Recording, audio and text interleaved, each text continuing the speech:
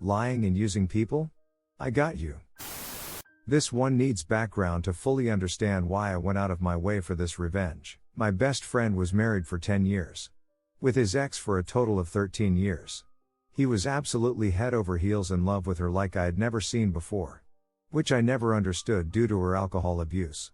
She would take it out on him, and when he'd be venting about it he'd always fall back on "it's not her, it's the illness," a very respectable and admirable stance on it. Last year she asked for a divorce because after years of what I would call abuse, he had simply run out of gas. Her reasoning for asking for one? When she got fired for testing positive for WED, he wasn't empathetic enough. He admits he wasn't because it had come on the back of one of her drunken tirades where she told him he was a piece of poop who was always trying to control her. When all he ever tried to get her away from was booze for the way she treated him when she was drunk. It took him forever to move on from this, with the divorce following shortly after. And earlier this year, after thinking he was moving on, he calls me to come over and he's in a bad way. I arrive and he is absolutely fall down level of drunk. Going on that she didn't ask for a divorce for those reasons, that she had really been cheating with several other people.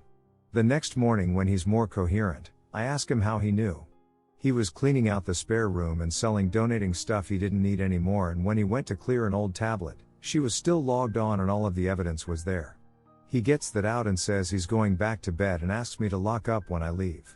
Before I left, I looked at the tablet. After seeing what I saw, I wanted to find a way to get even with the horrible and conniving woman, so I took pictures of it all and left. When I got home I started looking up information about these people. 2 of them were just normal guys. Whether they knew she was married or not I don't know.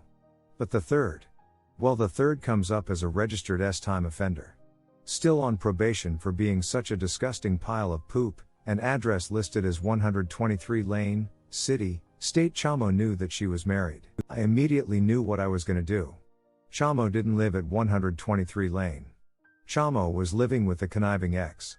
She made regular posts about their time together. On top of that, she is an avid WED user, and has several firearms because she enjoys sport shooting. So I go into the state's S-time offenders site, and make a report of Chamo not actually living where he's registered, and that Chamo is living in a home with what he has no right to, being a convicted felon and on parole. I include screenshots of the social media posts and all to back it up. I was thinking little would happen but an inconvenience to their lives. Boy was I wrong. She broke her typical posts with nothing serious trend on social media yesterday. With this gem, my year can't get any worse. Chamo lost his job and I am now facing eviction because I can't afford my rent. So I go on the state court system site to see if it's related. And yes, it was. Chamo was rearrested. She clearly can't post bail or Chamo would be out. The job she took after being fired definitely can't support her lifestyle. So he's probably going back to prison or at least jail, and she's a breath away from being homeless. I don't know if I'd ever tell my best friend I was the one behind this. But he is definitely ecstatic to see a horrible woman and sewer rat get what they deserve. Part of me wants to put up the S-time offender registration link and that it's sitting in jail and say something to the effect of it's a little more than losing a job but not wanting to make my best friend's life harder. I'll just let sleeping dog lie. Story 2, trying to figure out your Christmas gift, eh? Alright, so fair warning to the wonderful denizens of this story is actually wholesome. If you're here for the nicotine-like catharsis of taking revenge on those malicious people of the world, this ain't it, though it is petty, and I think pretty amusing. Background. So, about 4 or 5 years ago I was a poor retail employee. I didn't have much and I lived in a tiny apartment with several roommates, buddies from high school who spent effectively our entire time living together screwing me out of money, but that's a different story. I had a girlfriend, now fiancée, Miss Jade, who is and always will be the absolute love of my life. She and I bonded in high school over gaming, and we've gamed pretty consistently throughout our whole relationship. This particular year, I had saved up money and managed to buy myself a PS4. For the majority of the year, I'd pack up my PS4 in my backpack and drive over to Miss Jade's house to play whatever game caught our interest then, primarily, Crash Bandicoot Insane Trilogy. It was great. We played games together, we let her kid brother join in, we had a blast. The year went on and Christmas was coming up. I knew that Miss Jade was pretty desperate for a PS4 so we could play Monster Hunter World together. I saved up, and eventually I was able to get the PS4. Now, I can absolutely keep a secret, but my poker face needs work. Miss Jade could tell I was excited about the upcoming Christmas. She kept poking and prodding, asking small questions. She's an outrageously clever girl, and was all but certain I had gotten her a PS4. Now, I believe in the sanctity of Christmas gifts. I may not believe the whole religious aspect of it, but damn it. You're not supposed to know what you're getting for Christmas. I grew up never even trying to peek at presents, and I can't stand when people do. On to the revenge. So, the day before Christmas, I show up in my crappy old car with a trunk full of presents. I ask Miss Jade to help me unload them into her house. As we unpack, her eyes have been locked to a particular present with her name on it. It's a large, very PS4-shaped box. I'm watching her opalescent eyes and I can see her heart skipping beats. I made sure to load myself up with presents for her mom and her brother, so she would have to grab that present. She grabs her gift, and is immediately somewhat crestfallen. Why? You ask? Well, the box is definitely PS4 sized, but it's far too light. We go through Christmas, unwrapping presents, and I insist that she leaves the big one for last. Finally, I hand it to her and have her unwrap it. She peels back the paper, and sees the PS4 box. She knows I love a good prank and is immediately rolling her eyes at me, suspecting that I put a lame gift in a cool box. Miss Jade, let me guess. Socks? Note, I have definitely given lame gifts in cool boxes, mostly to people who irritate me, like my former roommates. Me, why don't you open it and find out? She opened the box, and found a note. She read the note and started crying. The contents of the note? Dear Miss Jade, I know how desperately you've been wanting a PS4 for Christmas, and I knew that you were pretty aware that I had bought you one. I figured that was cheating, knowing your Christmas gift ahead of time. So, it's my pleasure to inform you that I in fact, have not brought over my PS4 these last several days. I figured out how to clone the data off of my PS4, and the one sitting in your room right now is yours. I love you more than life itself. Merry Christmas. We spent a lot of time playing those PlayStations. How we have PS5s and her brother has inherited that PS4 that I gave her years ago. Addendum, that's not word for word the contents of the note. It was much longer than that, but I can't remember it entirely. She has it stashed somewhere, so I'm sure if any of you are desperate I could find the exact wording. Story 3. My 52M ex-wife 52F wants to move in, but she has a 11-year-old daughter with someone else. Me and my ex were high school sweethearts. We got married. We had 2 beautiful daughters. Everything was going perfect. There was so much love and those were the most happiest moments of my life. Then my ex-wife cheated on me. It was really awful. My daughters were 18 and 16 that time and it was really hell for them too. My ex moved out and my daughters stayed with me. My ex did not keep any contact with us, not even with her own daughters. It took me many years to get over her. It had been 15 years now and me and her never crossed paths. Then a few months ago we had a high school reunion. I thought to go even though I knew she would be there, but I was like, it's been 15 years now and well yeah, that hatred for her is gone, but yeah, a part of me still does thinks of her from time to time. So we met there and reconnected. I was happy to see her. Then we have been meeting on and off since the past few months now. My daughters know about this and they are okay with it, but they told me to be careful and not be madly in love with her again cause there are chances she could break my heart again. Now she wants to move in with me, but the problem is that she has a 11-year-old daughter. This daughter is not from the person who she cheated with me on. She had gone into a relationship with someone and she got pregnant, and after a few years they got separated cause he used to abuse her. Her daughter is lovely and cute, but I would just feel really uncomfortable with her being in my house. I don't want my ex to abandon her new daughter like how she abandoned me and my daughters. So what is the solution? Story 4. 22F25M I caught my girlfriend in a lie, and I'm shocked how sophisticated the lie was. Basically my girlfriend lied to me, saying she was meeting up with 2 girlfriends for a night out, but instead went to a different friend's hotel room party with other guys and girls. She's not cheated, but she's lied about her whereabouts. Hi all, this is a long post. First half is a little background, second half is the main bit. I've been with my GF for a year. I'd say we have a good relationship. She was the one who asked me to make it official, and I'm posted on her Instagram. We both live with our parents, but hers are very strict and traditional. For the first 6-7 months, our relationship was like bliss. It was almost too good, to the point I used to wonder. It was like she was on her best behavior.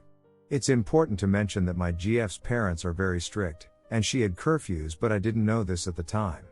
I used to fully trust her, and take her word for everything.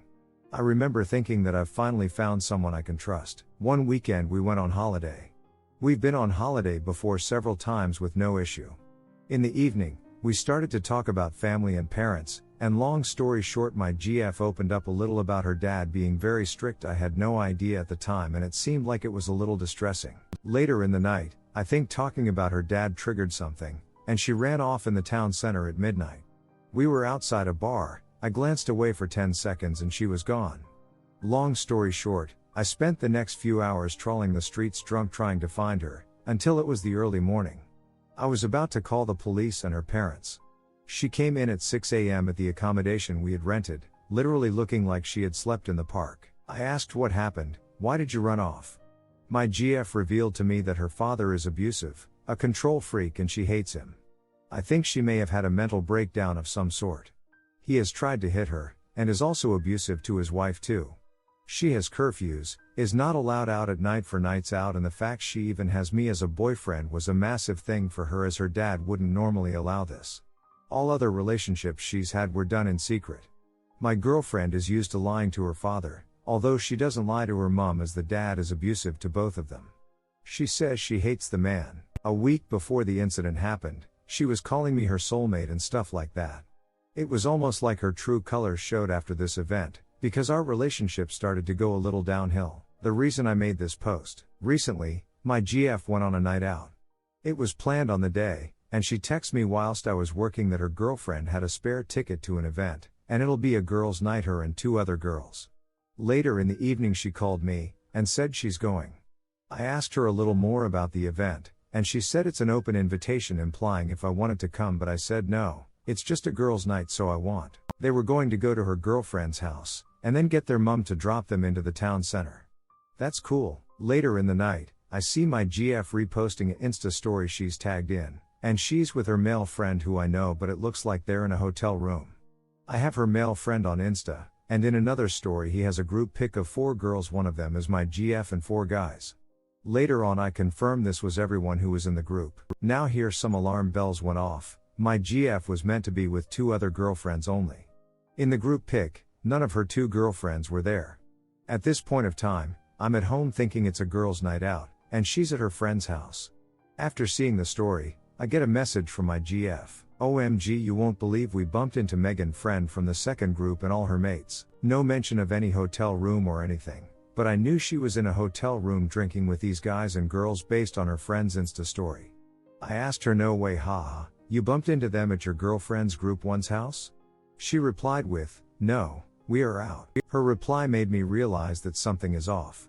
She said her friend group 1 needed the toilet really bad, and they stopped at the hotel.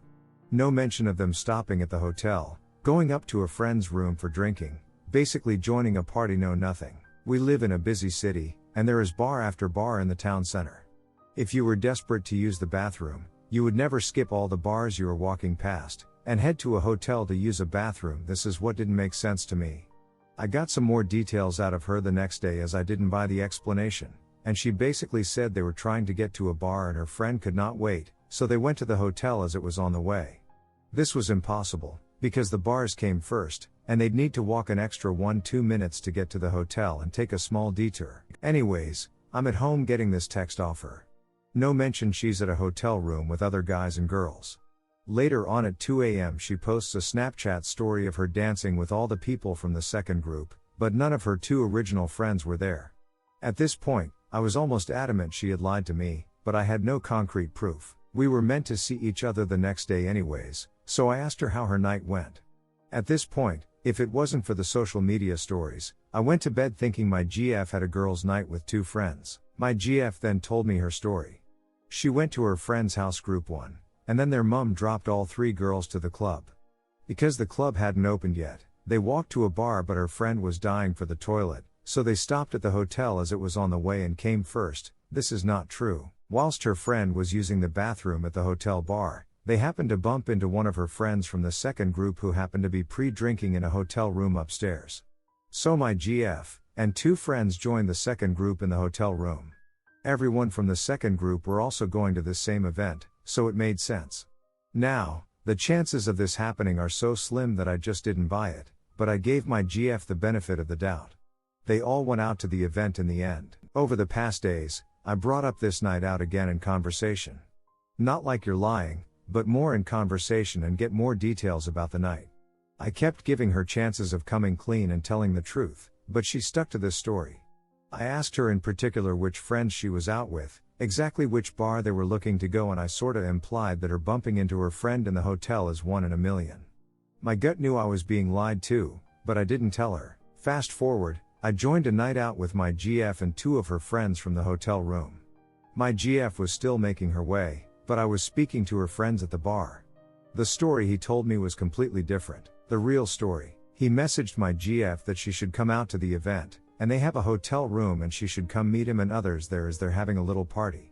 I asked him if she came by herself, and he said yes, she came by herself, no other girls. I also asked him if he actually messaged her to come meet them in the hotel room, and he said yes, it was planned. This refutes what my GF saying it was a chance encounter. My GF's male friend also said to invite me at the time, but she said he's busy. My GF didn't even ask me. Later in the night, I asked her other friend if my GF came alone, and she also confirmed. I didn't tell them that my GF told me something else, as I didn't want to start an argument on a night out. Basically, my GF lied to me about this night out, and I'm genuinely surprised on how good her lie was. It was so good, that I almost bought it had she not mentioned the hotel room along with the social media posts. I'm shocked how well she can lie to my face, and she tells me she loves me. I'm all over her social media. At this party of hers, she met 4 other guys and followed them on Insta who are friends of her male friend, and she has started to like one of the guys' posts. Insta is set as public. Normally, I couldn't care, however now I feel like I can't trust her. In a group picture at the event, she has her arm around a guy's neck, like a best friend type of arm around the neck. It was super close. There were guys and girls in that pic, but that was the first time she met that guy. I appreciate in pics you do that, but it was close enough that you'd think he was the boyfriend. Throughout our relationship, I told her how important trust is and told her there is no love without trust. I'm not sure if her lying to her father all her life has something to do with it. I now question everything my GF tells me, because I don't know if it's the truth or not. I don't know if I should call her out on it, or if I should tell her friends that she lied to me about the night out. I don't like others knowing about our relationship problems. I'm not sure if I should act a bit more naive and see if she slips up on anything again before speaking to her. Story 5. My wife F42 is abusive and keeps testing me M40 physically. I recently started learning martial arts mostly so that I can better block my wife's punches without hurting her, and also for self-confidence. Now when she gets mad she tells me that I am learning it because I am too weak to fight her, even though if I really went to a fight I would destroy her. But I don't like the idea of a jail cell. Yesterday I bought a soda before the end of my workday, which was not ordinary I admit, but I really wanted to buy the Mega Millions, and she accused me of cheating, slamming the bathroom door as I took a poop. I slammed it back out of anger for the ridiculousness of the whole though of buying a soda equals cheating. She then said, "What can karate do to a knife? I will just stab your arms." I go out to question this and she grabs my pocket knife and comes toward me. So I grab my phone to try and record her, and that just angers her more, so she came at my neck with the pocket knife unopened and touched my neck with it. I don't think she was trying to end me, more like intimidate me. I grab her arms and put her in a hold. I can feel her really trying to break out, and when she couldn't she said she can't breathe. I let go and she began throwing haymakers at me, so I put her in a hold again. She began to hyperventilate, so I let her go. She ran to the door, opened it and screamed to the neighbors that I am trying to end her. I screamed back that you were coming at me with a knife so the neighbors can hear my side of the story. Luckily no police came because I know how one-sided they can be. More slaps to me. She ripped my shirt off, throw stuff at me. I tried to record as much as I could for my sake in case the police came. I finally left and she hasn't talked to me since. I don't understand why learning martial arts is making her more violent to me. I am only 5 feet 7 inches. She's 5 feet 2 inches, but she outweighs me and is strong for a woman, but I have always been stronger. Has she always thought I was some little weak man who she could push around if need be, and me learning martial arts is a threat to her? Should I just stop learning because I don't want an incident to happen? Redditors' reactions. Redditor 1. If she beats you and you defend yourself, it is self-defense and you will not be going to jail. The smart thing to do here was to get proof of her attacking you physically. Hide a camera somewhere and record for a while. Honestly, if someone came with a knife at me, even if it was maybe not meant seriously, I would punch her and kick her and then get the cops. Especially if you have it on camera. So if she attacks you and you even have a recording, you do not keep that in case the police comes. You call the damn police yourself. I mean, sorry dude, but what is wrong with you? She is abusive and violent, and even though you are stronger and right now she might not really try to hurt you, if she snaps, even a child can stab you from behind or slit your throat in your sleep. She can also hurt herself or go at you more seriously until you defend yourself and turn this around at you. So the one and only thing to do here is to get away. I would say the smart thing is to press charges against her. Get a divorce going ASAP and get her out of the house or leave yourself. That fact that you think stopping with learning martial arts would be the solution here baffles me. I really hope this is a fake story and you are trolling here. Redditor 2, she's going to end you one day. Redditor follow up, seriously. This is like textbook ID channel case. People that capable of hurting their loved ones won't just stop with injury. And she definitely seems to subscribe to the sentiment that I can't have you, no one can. Redditor 3, your wife isn't testing you, she has been and is continuing to be physically abusive to you. You need to grow a spine, and leave her now. And you obviously aren't paying attention in your martial arts class, as the main learning through martial arts classes is self-confidence, so you can learn when to use the physical skills that they teach.